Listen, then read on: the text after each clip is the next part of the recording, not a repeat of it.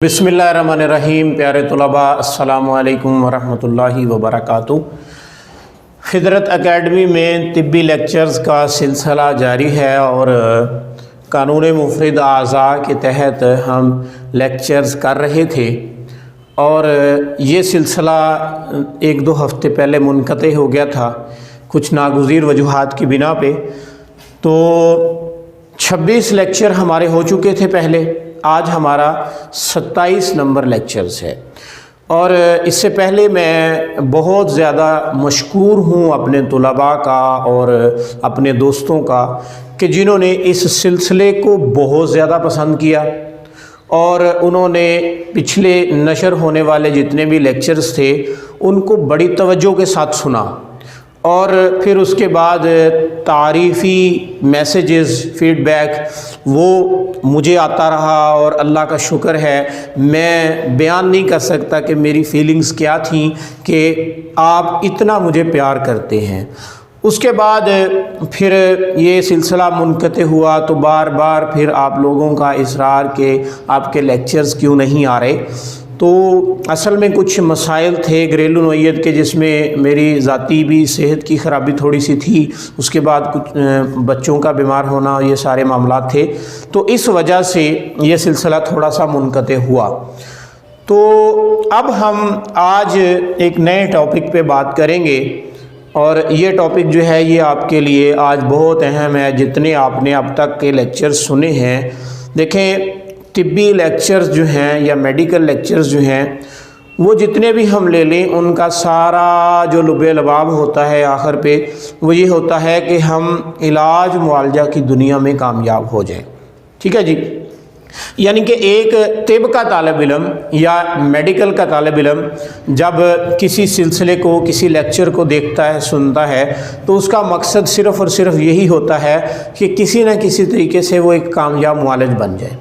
तो आज हम समझ लें कि आज से हम कामयाब मुआलिज बनने के लिए थ्योरी से निकल के प्रैक्टिकल की तरफ सफ़र शुरू कर रहे हैं।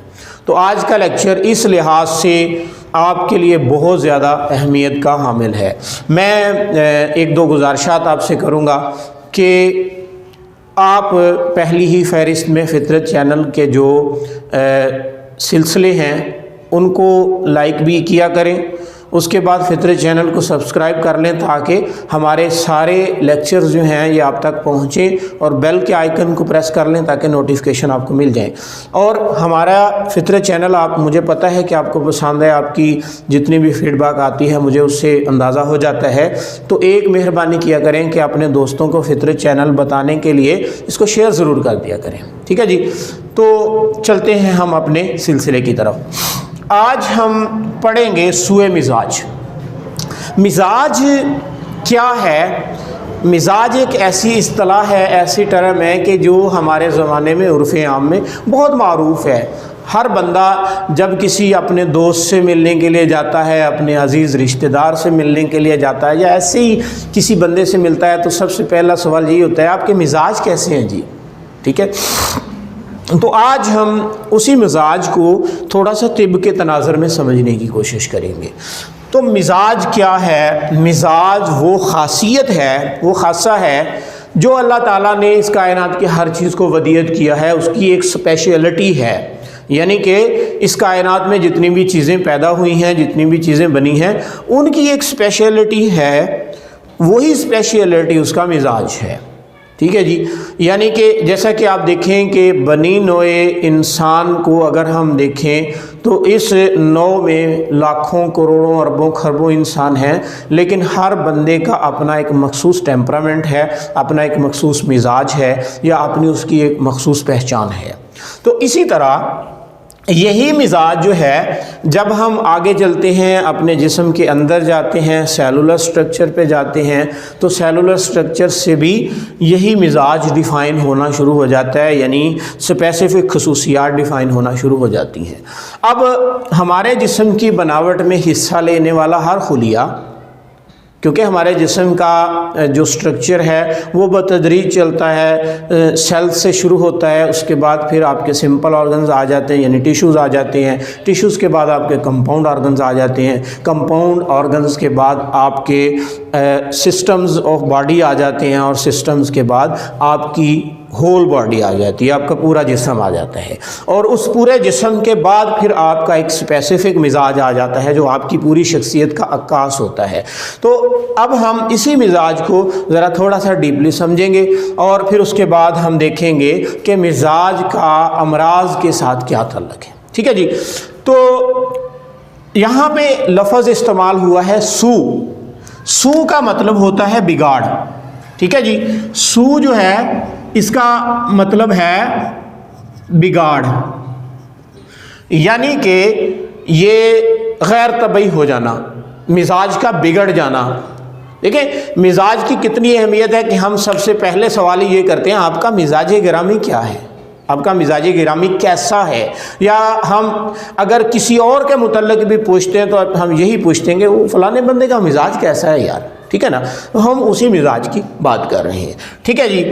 तो मिजाज जो है इसके बिगाड़ से हमारे जिस्म के अंदर मुख्तलफ़ किस्म की बीमारियां और बीमारियों की अलामात ज़ाहिर होती हैं, पेचीदगियां ज़ाहिर होती हैं।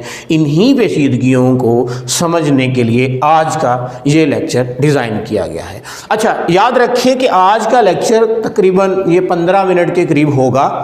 क्यों? क्योंकि मौजू थोड़ा सा लंबा है, तो उसमें आपको समझाना मकसूद है। आपकी तवज्जो शुरू से आखिर तक रहेगी तो आप समझ जाएंगे, और अगर 1, 2, 3 बार इस लेक्चर को सुन लेंगे तो फिर आप हमेशा के लिए इस बाब को अपने अंदर पुख्ता कर लेंगे। ठीक है जी।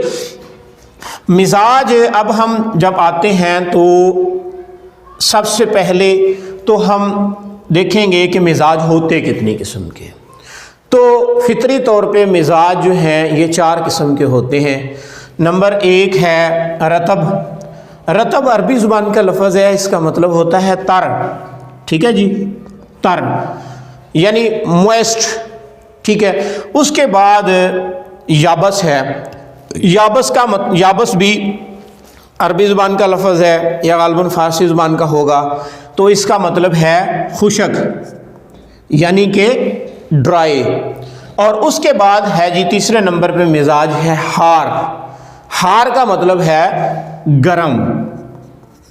ठीक है जी, यानी कि गरम मिजाज या हॉट टेम्परामेंट। इसी तरह फिर चौथे नंबर पे है बारद मिजाज, यानी कि कोल्डनेस, सर्द मिजाज। ठीक है जी। तो ये चारों मिजाज ओवरऑल इस कायनात में पाए जाते हैं, हमारे माहौल में, हमारे तनाज़ुर में, हमारी हर चीज़ वो खाने की हो, पीने की हो, ऐसे ही हम देख रहे हैं उसको, तो वो एक मखसूस मिजाज रखती है। या उसका मिजाज तर होगा या खुश्क होगा या गर्म होगा या सर्द होगा। तो इसी तरह जब हम आ जाते हैं हमारे जिस्म के अंदर, तो हमारे जिस्म के अंदर भी हमारे खुलियात हैं। हमारे खुलियात को जब हम देखेंगे तो हमारे खुलियात भी, हर खुलिया भी एक ना एक स्पेसिफिक मिजाज रखता है। जैसा कि हमारे आसाबी खुलियात जो हैं या नर्व सेल्स जो हैं, उनका मिजाज या उनकी मिजाजी खासियत जो है वो तर है, उसमें तरी ज़्यादा होती है। इसी तरह फिर उसके बाद हमारा मिजाज है, हमारे उज़लाती खुलियात हैं, मसल सेल्स हैं, मस्कुलर सेल्स या उज़लाती खुलियात। हमारे उज़लाती खुलियात का मिजाज खुशक है, याबस है। इसी तरह हमारे आ जाते हैं कशरी खुलियात या एपिथेलियल सेल्स। हमारे एपिथेलियल सेल्स का या कशरी खुलियात का मिजाज गर्म है। इसी तरह हमारे आ जाते हैं मुखाती खुलियात या कनेक्टिव सेल्स। तो हमारे कनेक्टिव सेल्स का जो मिजाज है वो बारद है। अब यहाँ पे गौर करें थोड़ा सा कि ये जो लिखा गया है ना रतब, याबस, हार और बारद, ये मुतलकन नहीं है, यानी कि इससे मुराद ये है कि आसाबी खुलिये में बाकी मिजाजों की निस्बत तरी ज़्यादा है उज़लाती खुलिये में बाकी मिजाजों की निस्बत खुश्की ज़्यादा है और कशरी खुलियात में बाकी मिजाजों की निस्बत गर्मी ज़्यादा है, और उसके बाद मुखाती खुलियात में बाकी मिजाजों की निस्बत सर्दी ज़्यादा है, यानी कि बारद मिजाज ज़्यादा है। अच्छा, अब इसी तरह फिर इनसे बनने वाली नतीजे हैं, जैसा कि आपके नर्व सेल्स से नर्व टिश्यू डेवलप होता है, तो नर्व टिश्यू भी उसी मुनासबत से तर मिजाज का ज़्यादा हामिल होगा। इसी तरह फिर आ जाते हैं आपके मस्कुलर सेल से मस्कुलर टिश्यू डेवलप होता है, तो मस्कुलर टिश्यू जो है उसमें खुश्की के असरात या खुश्की ज़्यादा होती है, वो खुश्क मिजाज को ज़्यादा पसंद करता है। इसी तरह आपके आ जाते हैं कशरी खुलियात, और कशरी खुलियात से फिर कशरी नसीज बनती है, यानी एपिथेलियल सेल से एपिथेलियल टिश्यू का डेवलप होना। तो एपिथेलियल टिश्यू जो है वो गर्म मिजाज को ज़्यादा पसंद करता है, या वो गर्म मिजाज के ज़्यादा करीब है। इसी तरह फिर उसके बाद आपका आ जाता है मुखाती नसीज, यानी मुखाती खुलियात से मुखाती नसीज बनी, यानी कनेक्टिव सेल से कनेक्टिव टिश्यू का डेवलप हो जाना। ये जब कनेक्टिव टिश्यू बनता है तो वो भी अपने खुलियात की खासियत को आगे कैरी ऑन करता है, जिसके नतीजे में मुखाती नसीज में निस्बतन सर्दी ज़्यादा होती है। अब ये जो कैफियत हैं या ये जो मिजाज हैं, ये हर एक टिश्यू के या हर एक सेलुलर स्ट्रक्चर के स्पेसिफिक हैं, और ये उनके काम के मुताबिक हैं, यानी कि जिस सेलुलर स्ट्रक्चर का जिस तरह का काम है अल्लाह ताला ने उसको उसी तरह की ही स्पेसिफिक खूबी या टेम्परामेंट वदियत किया है। अब होता क्या है कि इसके बाद टिश्यूज से हमारे फिर कंपाउंड ऑर्गन्स डेवलप होते हैं। तो कंपाउंड ऑर्गन्स जो हैं इनमें भी क्या होता है कि किसी ऑर्गन में नर्व टिश्यू और नर्व सेल्स की जो मौजूदगी होती है वो ज़्यादा होती है, किसी ऑर्गन में मस्कुलर सेल्स और मस्कुलर टिश्यू की ज़्यादती होती है, किसी ऑर्गन में एपिथेलियल सेल्स और एपिथेलियल टिश्यू की ज़्यादती होती है, और किसी कंपाउंड ऑर्गन में कनेक्टिव सेल्स और कनेक्टिव टिश्यू की ज़्यादती होती है। तो इस तरह कंपाउंड ऑर्गन्स का भी एक स्पेसिफिक मिजाज डिफाइन होता है। जैसा कि आम तौर पे अतिब्बा जानते हैं, आप लोग भी पहले से जानते होंगे कि दिमाग जो है ओवरऑल, जो कि हमारे नर्वस स्ट्रक्चर का या हमारे नर्व सेल्स का एक मरकज़ी मुकाम है, तो इसको हम आसाबी मिजाज के साथ कंसिडर करते हैं, यानी कि बलगमी या तार मिजाज के साथ कंसिडर करते हैं। इसी तरह फिर हमारा जो दिल है, ये हमारे मसल सेल्स से डेवलप हुआ है, तो इसको हम फिर उज़लाती मिजाज से कंसिडर करते हैं। इसी तरह फिर हमारा आ जाता है जिगर, लिवर। ये चूँकि कशरी खुलियात से डेवलप हुआ है और कशरी नसीज एपिथेलियल टिश्यू से डेवलप हुआ है, तो इसको हम गर्म मिजाज से कंसिडर करते हैं। इसी तरह फिर हमारा आ जाते हैं कनेक्टिव टिश्यू ओवरऑल, जिसमें हमारे बोन्स हैं, टेंडन्स हैं, लिगामेंट्स हैं, हमारे एंडोक्राइन ग्लैंड्स हैं, और हमारे जिस्म के अंदर वाट एवर जहाँ जहाँ भी हमारे एक यूँ समझ लें कि मजबूतियाँ देने का मुकाम है या जोड़ के रखने का मुकाम है, जैसा कि तिब्बे जदीद जो है वो ब्लड को भी एक कनेक्टिव फ्लूइड शुमार करती है। तो इस तरह उस मुकाम पे सर्द मिजाज की ज़्यादती होती है, यानी कि एक खासा के लिहाज से कि जिसने उसको जोड़ के रखा होता है। तो अब ये सारा सिनेरियो आपको समझ आ गया होगा। उसमें अब आ जाता है कि अब हम आते हैं कि ये जो सेलुलर स्ट्रक्चर्स हैं, ये हमारे कंपाउंड ऑर्गन्स हैं, इनमें अमराज कैसे पैदा होते हैं, अमराज कैसे पैदा होते हैं।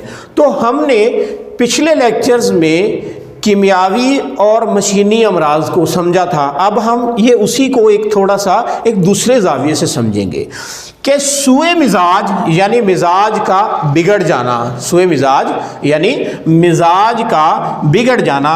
अब मिजाज के बिगाड़ की दो सूरतें हैं। मिजाज के बिगाड़ की पहली सूरत है सुए मिजाज सादा, यानी कि इसमें होता क्या है कि किसी न किसी ऑर्गन का सिर्फ टेम्परामेंट आर्जी तौर पे तब्दील हो गया, यानी कि तरी थी तो तरी में कमी आ गई, अगर किसी का मिजाज खुश्क था तो खुश्की में कमी आ गई या ज़्यादती हो गई, किसी में जो है गर्मी ज़्यादा थी तो उसमें गर्मी की कमी हो गई या मज़ीद बढ़ गई, या किसी का मिजाज सर्द था तो उसमें सर्दी में कमी आ गई या सर्दी मज़ीद बढ़ गई। तो ये है सूए मिजाज सादा, यानी किसी ऑर्गन में, किसी सेलुलर स्ट्रक्चर में या किसी नसीज में या किसी टिश्यू में अगर उसका मिजाज सर्द था तो वो गर्मी की तरफ चला गया, या वो खुश्की की तरफ चला गया, या वो फिर आगे जाके तरी की तरफ चला गया।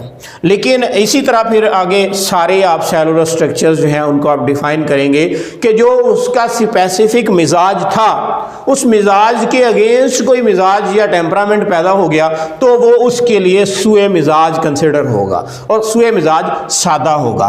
फिर उसके बाद क्या होता है कि अगली किस्म जो है वो है सूए मिजाज मादी, यानी बिगड़ा हुआ मिजाज मादी, यानी कीमियावी। अब क्या हुआ कि सूए मिजाज सादा लाहक हुआ और सूए मिजाज सादा के असबाब कायम रहे, यानी सर्दी का मौसम है, सर्दी की वजह से सर्दी लग गई और जनाब सूए मिजाज सादा हो गया, बारद। अब क्या हुआ कि यही हालत बरकरार रही और ये आपके चलते चलते इसने सरायत कर ली आपके ब्लड के अंदर। तो अब ये सूए मिजाज सादा बढ़ के सूए मिजाज मादी में कन्वर्ट हो गया, यानी कि उसमें क्या होगा, सूए मिजाज सादा में सिर्फ ऑर्गन्स का या स्ट्रक्चर ऑफ सेलुलर लेवल यही मुतासर होगा, जिसमें सिर्फ सादा सा होगा। और सूए मिजाज सादा जो होता है ये आनन फानन आता है, जल्दी से ख़त्म हो जाता है। मिसाल के तौर पे आपको सर्दी लगी है, सूए मिजाज सादा हुआ है तो आपने हीटर दिया है, हीट हुआ है तो सूए मिजाज सादा बारद ख़त्म हो गया। इसी तरह आपको गर्मी लगी है तो आपने ठंडी जगह पे आपको उसको कर दिया, ठंडा पानी पिला दिया तो वो ख़त्म हो गया। ये सूए मिजाज सादा की बात कर रहे हैं। उसके बाद आ जाता है जी सूए मिजाज मादी, यानी अगर आपका सूए मिजाज सादा लॉन्ग हो गया, लंबा हो गया, यानी कि उसका सबब ख़त्म नहीं हुआ, तो फिर क्या होता है कि इसके असरात आपके खून के अंदर चले जाते हैं। खून आपका जो ब्लड है, जो basic carrier of the body है कि जिसने आपके बॉडी के सेल्स की सारी ग़िज़ा को प्रोवाइड करना है, जब यही सूए मिजाज खून के अंदर चला जाता है तो इसको सूए मिजाज मादी कहा जाता है। और इस हालत में आपके ब्लड के अंदर बेसिक ह्यूमस जो होती हैं, जैसा कि बलगम है, सुफरा है, सौदा है, री है, ये बढ़ जाती हैं। इनमें से कोई ना कोई एक बढ़ जाता है। जिस तरह का मिजाज ख़राब हुआ है उसी तरह की रतुबात या उसी तरह के फ्लूइड्स आपकी बॉडी के अंदर बढ़ जाते हैं, यानी कि तरी से बलगम बढ़ जाएगी, इसी तरह खुश्की से रीही मादे आपके जिस्म के अंदर या ब्लड के अंदर बढ़ जाएंगे, इसी तरह गर्मी से सुफरावी मादे बढ़ जाएंगे और इसी तरह सर्दी से सोदावी मादे बढ़ जाएंगे। यानी कि तरी के बढ़ जाने से सूए मिजाज रतब मादी लाहक होता है और खुश्की के बढ़ जाने से सूए मिजाज याबस रिही लाहक होता है। गर्मी के बढ़ जाने से सूए मिजाज सफरावी ज़ाहिर होता है या लाहक होता है और सर्दी के बढ़ जाने से सूए मिजाज सौदावी लाहक होता है। फिर ये आगे इनके मज़ीद दर्जात होते हैं कि इन्हीं सूए मिजाजों में फिर अगर कंटिन्यूटी आ जाती है तो उसमें फिर जहरों के दर्जात आ जाती हैं और ऑर्गन्स की डिस्टर्बेंस आ जाती है। इंशाल्लाह हम अगले सिलसिले में इस पर तफसील के साथ बात करेंगे।